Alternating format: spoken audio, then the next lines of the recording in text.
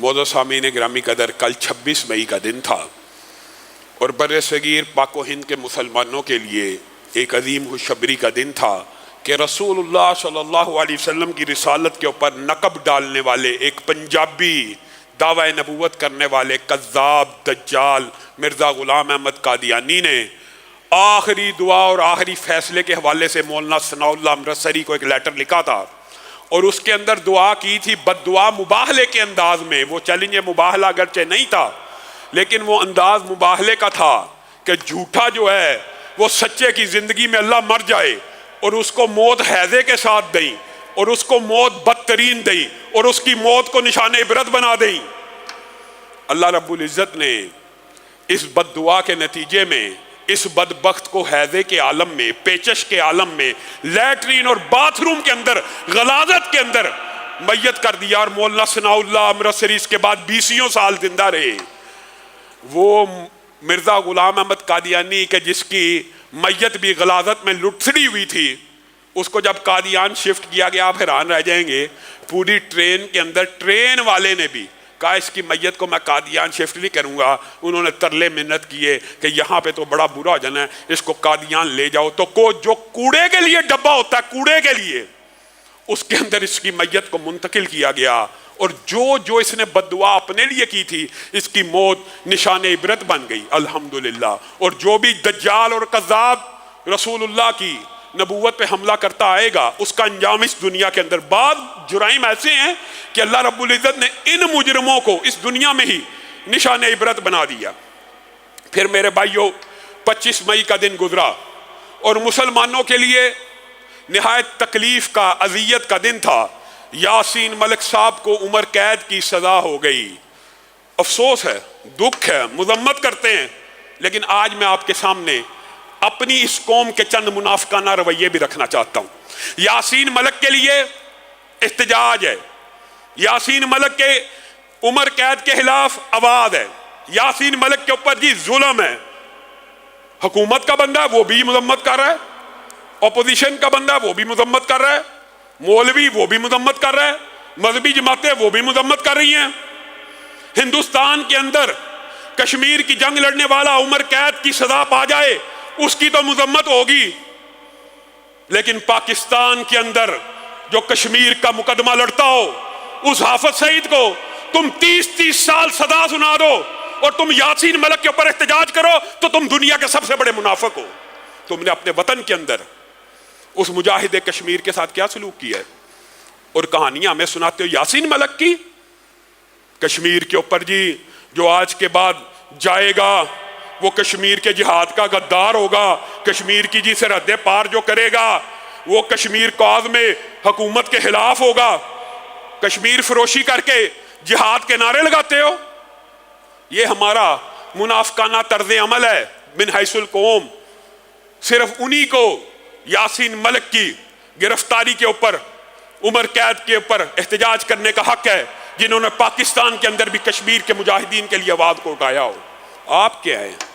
آپ کا رویہ، آپ حیران رہ جائیں گے۔ شبر زیدی کی کل سے ویڈیو سوشل میڈیا کے اوپر ٹریول کر رہی ہے، آپ حیران رہ جائیں گے یہ کس قسم کا طبقہ ہمارا حکمران۔ ایف بی آر کا چیئرمین بے ایمان کہتا ہے پاکستان کے اندر یہ جتنے معاشی مسائل ہیں اس کی وجہ ملا ہے، اس کی وجہ مولوی ہے، اس کی وجہ حجاب اور نقاب ہے۔ وہ بدبخت آدمی، آپ اسلام کو ٹارگٹ، اس نے تو سیدھا ٹارگٹ کر دیا۔ لوگ تو اسلام کو ٹارگٹ کرنے کی بجائے مولوی اور ملا کو ٹارگٹ کرتے ہیں کہ ان کے اندر سیدھا اسلام کے اوپر حملہ کرنے کی ضرورت نہیں ہوتی، لیکن اس بدبخت نے تو سیدھا اسلام کے اوپر حملہ کر دیا۔ آپ نے اس قبیل کے لوگ جب ایف بی آر میں رکھے ہوں گے جو معیشت کی ترقی چاہتے ہیں، کس طرح اللہ رسول کے خلاف جنگ لڑ کے سود کے جھنڈے اٹھا کے پاکستان کی معیشت کو توانا کرنا چاہتے ہیں۔ کس بنیاد کے اوپر؟ سود کے جھنڈے اٹھا کر۔ اللہ اور اس کے رسول کے ساتھ جنگ شبر زیدی تو جیت سکتا ہے، اپنی غلطی ماننے کی بجائے، اپنے اوپر اپنے جرم کا اقرار کرنے کی بجائے، اپنی ناکامی کا اقرار کرنے کی بجائے تو اپنی ناکامیوں کے اوپر پردہ ڈالتا ہے کہ پاکستان کی معیشت مولویوں کی وجہ سے مضبوط نہیں ہو سکی۔ کون سا مولوی 75 سال میں اقتدار میں آیا ہے؟ مولوی نے تجھے کیا کہہ دیا؟ سود کے لے کے تو لڑتا رہا ہے، ایف بی آر کا چیئرمین اور چیمپئن معیشت کا تو رہا، تو نے پاکستان کی معیشت کا ایسا بیڑا غرق کیا، آج تک وہ اپنے قدموں پہ کھڑی نہیں ہو رہی، اور ذمہ دار اس کا جناب مولوی ہے۔ ماشاءاللہ، خدا کی قسم ہم تو یہ بات کہتے ہیں، اور اس کے اندر بھی آپ لوگ اور میں مجرم ہیں، پہلے بھی آپ کے سامنے یہ بات رکھتا ہوں، لیکن یہ پیغام گھر گھر پہنچائیے۔ ہم نے پنجابیوں نے خاص طور کے اوپر یہ اپنے ساتھ ظلم کیا ہوا ہے، یہ پنجابیوں نے اپنے ساتھ ظلم کیا ہوا ہے کہ ہمارے نزدیک شکر ہے، چلو میں کئی مرتبہ سوچتا ہوں چلو شکر ہے دین اتنا باقی رہ گیا ہے، جو مسلح کا امام ہے نا، اگر وہ معاذ اللہ زانی ہو نا، پورا معاشرہ کھڑا ہو جاتا ہے کہ بھائی ایمان زانی کو مسلح کے اوپر نہیں کھڑے ہونے دینا، چور ہو نا پورا معاشرہ کھڑا ہو جاتا ہے، شرابی ہو ہر بندہ، شکر ہے اللہ کا شکر ہے کم از کم اتنا ایمان موجود ہے کہ ممبر رسول اور مسلح رسول کے اوپر زانی، شرابی، بے ایمان، چور، لٹیرا، کرپٹ نہ کھڑا ہو، یہ بھی اچھائی ہے۔ لیکن میرے بھائیوں، آپ نے صرف ایک نقطے کو تو چن لیا، دوسرے کو فراموش کر دیا۔ اگر مسلح کا وارث شرابی نہیں ہونا چاہیے، زانی نہیں ہونا چاہیے، چور نہیں ہونا چاہیے، کرپٹ نہیں ہونا چاہیے، بے ایمان اور خیانت دار نہیں ہونا چاہیے، تو تخت رسول کا وارث کیسے دانی ہونا چاہیے؟ تخت رسول کا وارث کیسے نشئی اور شرابی ہونا چاہیے؟ تخت رسول کا وارث کیسے چور اور کرپٹ ہونا چاہیے؟ میں کے پی کے دورے میں پچھلے دنوں میں تھا، ابھی ڈیرہ غازی خان کے دورے سے بھی ہو کے آیا ہوں، یقین مانیے کچھ باتیں وہاں کی مجھے بڑی پسند آئی، کم از کم ان کے ہاں، میں کلی طور پہ نہیں کہتا، لیکن یہ کنسپٹ موجود ہے کہ تخت کا وارث بھی دیندار ہونا چاہیے، کنسپٹ موجود ہے، اگرچہ پوری طرح عمل نہیں ہو رہا۔ ہمارے پنجاب میں ویسے مولوی دین، اسلام، متقی، نیک، پردہ، کھڑا کوئی ہو جائے مولوی، 2000 ووٹ نہیں ڈلتے، 2000 ووٹ نہیں ڈلتے، 2500 ووٹ نہیں ڈلتا۔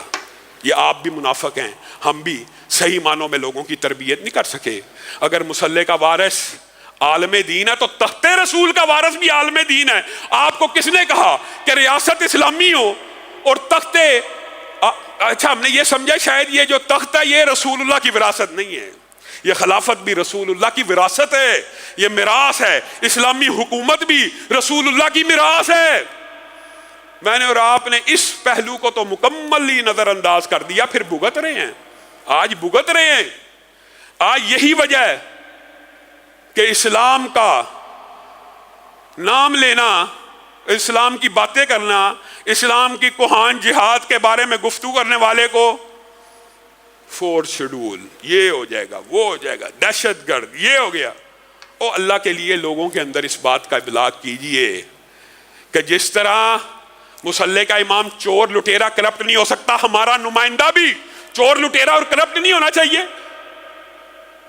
الٹی بات معاشرے میں سیاست کی مولویوں کو نہیں کرنی چاہیے، کس کو کرنی چاہیے؟ چوروں کو کرنی چاہیے، لٹیروں کو کرنی چاہیے۔ یہ سرمایہ دارانہ نظام آج دیکھ لیں، بات اگرچہ سیاسی ہے لیکن بات کہہ دیتا ہوں۔ مجھے ایک بات بتائیے، موجودہ حکومت سے کہتا ہوں، 30 روپے پٹرول مہنگا کر دیا، جناب یہی کام کرنا تھا تو اس کو اتارنے کی کیا ضرورت تھی؟ وہ یہ کام آپ سے بہتر کر رہا تھا۔ آپ یہ سمجھتے ہیں کہ آپ یہ سود، یہ جنگیں لڑ کے اللہ اور اس کے رسول کے ساتھ جنگیں لڑ کے معیشت کو مضبوط کر دیں گے؟ اللہ کی قسم معیشت بھی پاکستان کی تب درست ہوگی جب اس کے حد و خال اسلامی ہوں گے۔ ہم چیلنج کرتے ہیں، دعوے سے کہتے ہیں، ایک مرتبہ ہر نظام کو آزما لیا، سرمایہ دارانہ نظام نے کل ایک رات کے اندر 30 روپے پٹرول کو مہنگا کر دیا، ایک رات کے اندر پاکستان کی تاریخ میں پہلی مرتبہ ایک دن میں سب سے زیادہ قیمت کا بڑھاؤ ہوا، ایک دن میں۔ آپ یہ سمجھتے ہیں یہ نظام کامیاب ہو جائے گا؟ ایک مرتبہ اسلامی معیشت کے طالب علموں کو موقع دیجیے، 5 سال نہیں 3 سال، آپ کو گارنٹی سے کہتا ہوں میرے بھائیوں، وہ اللہ جس کے ہاتھ میں زمین کے سارے خزانے ہیں، اللہ کی قسم آپ اسلامی حدوں کو ایک مرتبہ اس دھرتی کے اوپر نافذ کر کے دیکھیے تو صحیح۔ رسول اللہ صلی اللہ علیہ وسلم نے فرمایا تھا ایک حد کیا ہوتی ہے؟ ایک حد کیا ہے؟ کم از کم حد پتہ ہے نا، ایک شرابی کو پکڑ کے کچھ مار دیا جائے، تنبیہ کے لیے کچھ تھپڑ لگا دیے جائیں، کچھ کوڑے مار دیے جائیں، کہ دوبارہ بے ایمان شراب نہ پیے، یہی ایک اللہ کی حد ہے نا، کم از کم والی بھی بات کر رہا ہوں۔ اللہ کی ایک حد جس معاشرے، جس دھرتی اور جس زمین پہ لگ جاتی ہے، رسول اللہ صلی اللہ علیہ وسلم نے کہا آسمان سے 40 دن لگاتار موسلا دھار برکت والی بارش، زحمت والی نہیں، برکت والی بارش سے اتنی رحمتوں کا نزول نہیں ہوتا جتنی ایک حد کے قائم ہونے سے ہوتا ہے۔ آپ نے غور نہیں کیا اس بات کے اوپر؟ وہ عرب جو 1962 میں ہمارے پاس دستاویزات موجود ہیں، ہماری جماعت سعودی عرب کو باضابطہ طور پہ چندہ دیتی رہی ہے، آپ لوگوں کے لیے یہ بات حیران کن ہوگی، ہمارے پاس دستاویزات موجود ہیں۔ اس عرب نے بھی جب اپنی دھرتی کے اوپر حدود اللہ کو قائم کیا، آپ کا کیا خیال ہے وہ ہمارے سے زیادہ جینیس اور انٹیلیجنٹ ہے؟ یہ قوم تو اللہ معاف کرے اتنی جینیس اور انٹیلیجنٹ ہے، بندہ حیران رہ جاتا ہے۔ وہ ہمارے سے جینیس اور انٹیلیجنٹ نہیں ہے، لیکن پاکستان جس نظریے کی بنیاد کے اوپر بنا تھا، پاکستان کا مطلب کیا؟ لا الہ الا اللہ۔ اللہ سے وعدہ یہ کیا تھا کہ اس دھرتی کے اوپر اللہ کا نظام نافذ کر دیں گے۔ اب پاکستان کا مطلب کیا؟ سود کھا، ہڑپ جا، ہر چیز کھا جا، یہ ہے پاکستان کا مطلب۔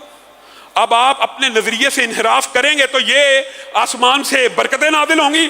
ان عرب کے بدوؤں نے اپنے خطوں میں حدود اللہ کو نافذ کیا، زمین سونا اگلنا شروع ہو گئی۔ وہ جہاں سے حقیقت ہے، جہاں سے آپ گندم نہیں لے سکتے، چاول نہیں لے سکتے، وہ زمین کے نیچے سے اللہ رب العزت نے سونے سے بھی زیادہ قیمتی اشیاء کو پیدا کر دیا۔ آپ پاکستان کے اندر حدود اللہ کو ایک مرتبہ قائم کر کے دیکھیں، اور یہ صرف ایک ٹپ ہے۔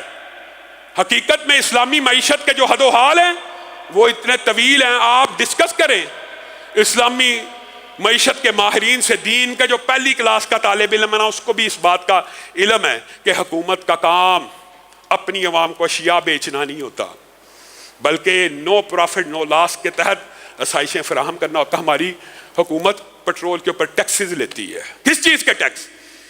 حکومت عوام سے کمانے کے لیے اسلامی معیشت میں نہیں ہوتی۔ اللہ رب العزت جو کہا گیا، جو سنا گیا، اس کو سمجھنے کی توفیق